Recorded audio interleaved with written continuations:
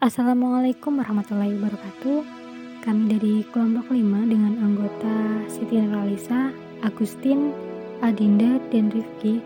Pada pertemuan kali ini, kami akan menjelaskan mengenai latihan asertif dan keterampilan sosial. Berikut penjelasannya. Menurut Mulyanto, latihan asertif merupakan penerapan latihan tingkah laku dengan sasaran membantu individu dalam mengembangkan cara-cara berhubungan yang lebih langsung dalam situasi interpersonal. Fokusnya adalah mempraktekkan melalui permainan peran, kecakapan bergaul yang baru diolah sehingga individu diharapkan mampu mengatasi kekurangannya dan belajar mengungkapkan perasaan dan pikiran-pikiran mereka secara lebih terbuka, disertai keyakinan bahwa mereka berhak untuk menunjukkan reaksi-reaksi terbuka. Selanjutnya, menurut Gunarsi dalam bukunya Konseling dan Psikoterapi menjelaskan pengertian latihan asertif menurut Alberti, yaitu prosedur latihan yang diberikan kepada klien untuk melatih perilaku penyesuaian sosial atau adaptasi melalui ekspresi diri dari perasaan, sikap, harapan, pendapat, dan haknya. Berdasarkan beberapa definisi di atas, maka dapat disimpulkan bahwa assertive training adalah prosedur latihan yang diberikan untuk membantu peningkatan kemampuan mengkomunikasikan apa yang diinginkan, dirasakan, dan dipikirkan pada orang lain, namun tetap menjaga dan menghargai hak-hak serta perasaan orang lain. Selanjutnya adalah pengertian dari keterampilan sosial. Menurut Hoster and Miller, keterampilan sosial merupakan kemampuan untuk berbagi, saling membantu, berinisiatif, meminta tolong, dan mengucapkan terima kasih. Individu yang memiliki keterampilan sosial kurang, maka akan menyebabkan masalah pada hubungan sosialnya, misalnya pekerjaan. Sehingga dapat ditarik kesimpulan, yaitu keterampilan sosial merupakan sebuah alat yang terdiri dari kemampuan berinteraksi, berkomunikasi secara efektif, baik verbal maupun non-verbal, kemampuan untuk dapat menunjukkan perilaku yang baik, serta kemampuan menjalin hubungan baik dengan orang lain, dan digunakan seseorang untuk dapat berperilaku sesuai dengan apa yang diharapkan oleh sosial atau orang-orang sekitarnya. Nah, untuk yang selanjutnya saya akan menjelaskan mengenai tujuan dari latihan asertif dan keterampilan sosial. Tujuannya di sini adalah untuk melatih individu mengungkapkan dirinya, mengemukakan apa yang dirasakan dan menyesuaikan diri dalam berinteraksi, tanpa adanya rasa cemas karena setiap individu itu mempunyai hak untuk mengungkapkan perasaan dan juga pendapatnya. Kemudian teknik assertive training ini dalam pelaksanaannya tentu memiliki beberapa tujuan yang ingin dicapai oleh konselor dan juga konseli. Dijelaskan menurut Fauzan tahun 2010, terdapat beberapa tujuan assertive training. Yang pertama, mengajarkan individu untuk menyatakan diri mereka dalam suatu cara sehingga memantulkan kepekaan kepada perasaan dan hak-hak orang lain. Yang kedua, meningkatkan keterampilan behavioral sehingga mereka bisa menentukan pilihan apakah pada situasi tertentu perlu berperilaku seperti apa yang diinginkan atau tidak. Nah, yang ketiga itu mengajarkan pada individu untuk mengungkapkan diri dengan cara sedemikian rupa. Nah, sehingga terefleksi kepekaan terhadap perasaan dan juga orang lain. Yang keempat itu meningkatkan kemampuan individu untuk menyatakan dan mengekspresikan dirinya dengan enak dalam berbagai situasi sosial, menghindari kesalahpahaman dari pihak lawan komunikasi. Kemudian ada beberapa faktor yang menyebabkan individu itu berlaku asertif, antara lain. Yang pertama, mengetahui pikiran dan perasaan dirinya sendiri. Faktor yang kedua, individu itu mampu berpikir secara realistik. Yang ketiga, berbicara tentang dirinya. Faktor yang keempat itu, individu mampu berkomunikasi dengan apa yang diinginkannya. Faktor yang kelima, bersikap positif terhadap orang lain. Yang keenam, bebas membela diri. Faktor yang ketujuh, menggunakan jumlah kekuatan yang tepat, dan faktor yang ke-8 itu mengetahui batasan diri sendiri dan orang lain. Baik, yang selanjutnya yaitu prinsip-prinsip pada latihan asertif. Di sini terdapat 2 prinsip. Yang pertama yaitu prinsip larangan yang berbalas. Sebagaimana yang dikemukakan oleh Wolpe, memandang bahwa pelatihan asertif sebagai suatu kejadian spesial dari larangan yang berbalas.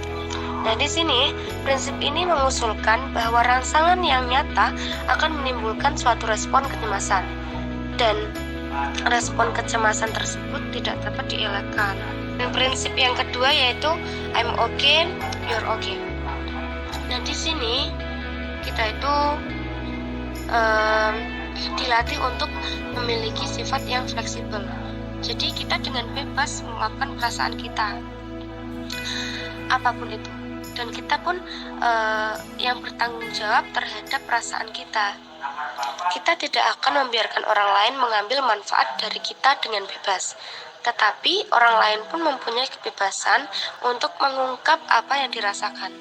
Kita tidak akan menyerang orang lain, bahkan akan menerima kehadiran orang lain dengan sikap terbuka. Nah, inilah yang dinamakan pengungkapan perasaan secara asertif.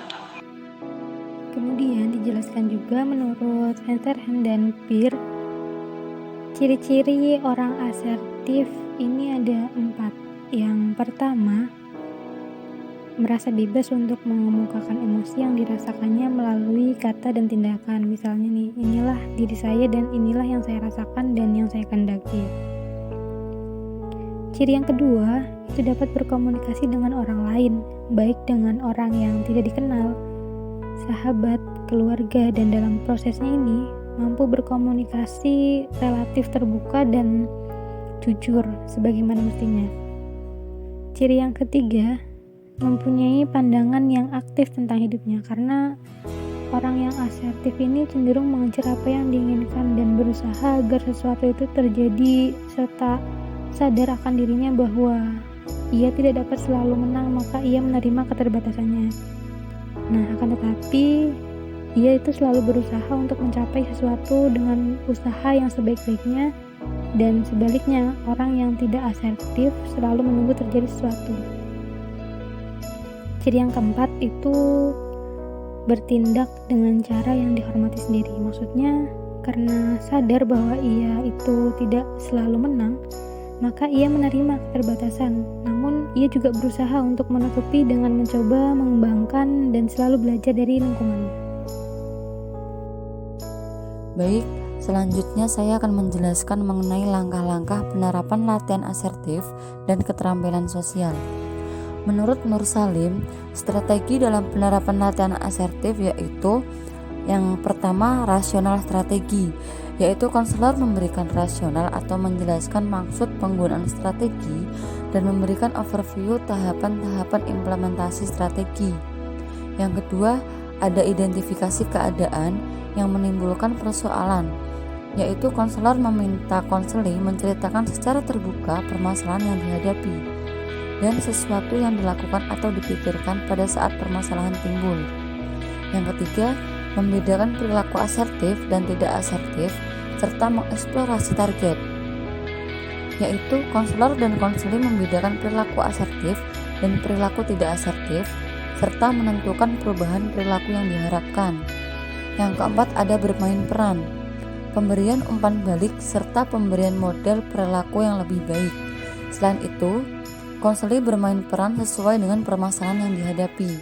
Konselor memberikan umpan balik secara verbal dan pemberian model perilaku yang lebih baik. Setelah itu, pemberian penguatan positif dan penghargaan kepada konseli. Yang kelima, ada melaksanakan latihan dan praktek, yaitu konseli mendemonstrasikan perilaku yang asertif sesuai dengan target perilaku yang diharapkan.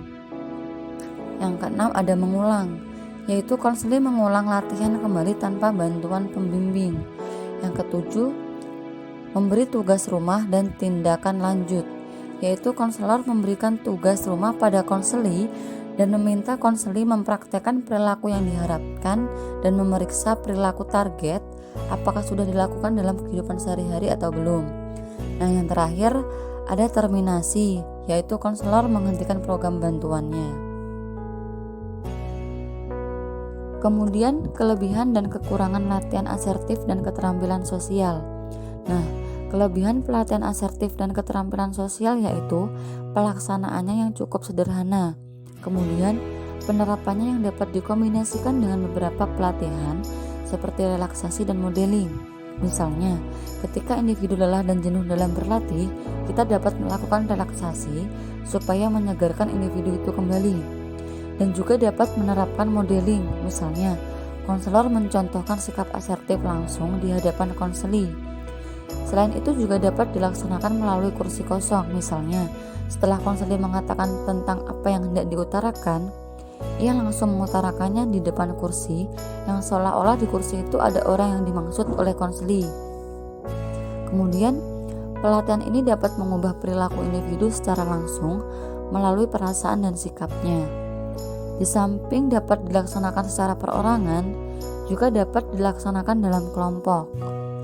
Melalui latihan-latihan tersebut, individu diharapkan mampu menghilangkan kecemasan-kecemasan yang ada pada dirinya, mampu berpikir realistis terhadap konsekuensi atas keputusan yang diambilnya, serta yang paling penting adalah menerapkannya dalam kehidupan ataupun situasi yang nyata. Kemudian, kelemahan pelatihan asertif dan keterampilan sosial yaitu meskipun sederhana, namun membutuhkan waktu yang tidak sedikit. Ini juga tergantung dari kemampuan individu itu sendiri. Kemudian bagi konselor yang kurang dapat mengkombinasikannya dengan teknik lainnya, pelatihan asertif ini kurang dapat berjalan dengan baik, atau bahkan akan membuat jenuh dan bosan konseli atau peserta, atau juga membutuhkan waktu yang cukup lama. Yang terakhir, ada asertif dari segi agama Islam. Kita merupakan makhluk ciptaan Allah yang paling sempurna dan Allah telah menganjurkan kepada hambanya untuk berperilaku tegas dalam menjalani kehidupan. Seperti arti dari asertif sendiri, yaitu perilaku seorang yang mampu mengungkapkan emosi secara tepat dalam berkomunikasi relatif terbuka dan mempunyai ketegasan. Nah, perilaku asertif tidak terbentuk untuk mengganggu kebebasan orang lain, tidak menggunakan kekerasan, karena asertif hanyalah kejujuran mengungkapkan pendapat dan apa yang dirasakannya dengan halus tanpa menyakiti ataupun menentang hak dan etika. Dan di dalam agama Islam telah dianjurkan untuk berbuat tegas terutama dalam menerapkan amar ma'ruf nahi mungkar. Nah, berbuat pada kebenaran dan kebaikan, mencegah pada kemungkaran, yang mana telah ketegasan itu tertulis pada surat Al-Ahzab ayat 70 yang berbunyi, ya ayyuhalladzina amanu attaqullaha wa qulu qaula sadida. Artinya, hai orang-orang yang beriman, bertakwalah kamu kepada Allah dan katakanlah perkataan yang benar. Quran surat Al-Ahzab ayat 70. Nah, Rasulullah juga memerintahkan umatnya untuk mengembangkan budaya berani mengutarakan pendapat di kalangan para sahabat dan umatnya, serta menghindari mereka dari sikap membeo kepada ide dan perbuatan orang lain tanpa memikirkan dengan matang terlebih dahulu. Nah, Rasulullah ini mengarahkan pada sahabat dan umatnya untuk berani mengutarakan pendapat dan mengatakan hal yang benar serta melarang mereka untuk menjadi pembeo. Baik, sekian pemaparan dari kelompok 5 mengenai materi latihan asertif dan keterampilan sosial. Kami dari kelompok 5 mohon maaf jika ada salah-salah kata. Terima kasih sudah menyaksikan dan memperhatikan. Saya tutup. Wabillahi taufiq wal hidayah. Wassalamualaikum warahmatullahi wabarakatuh.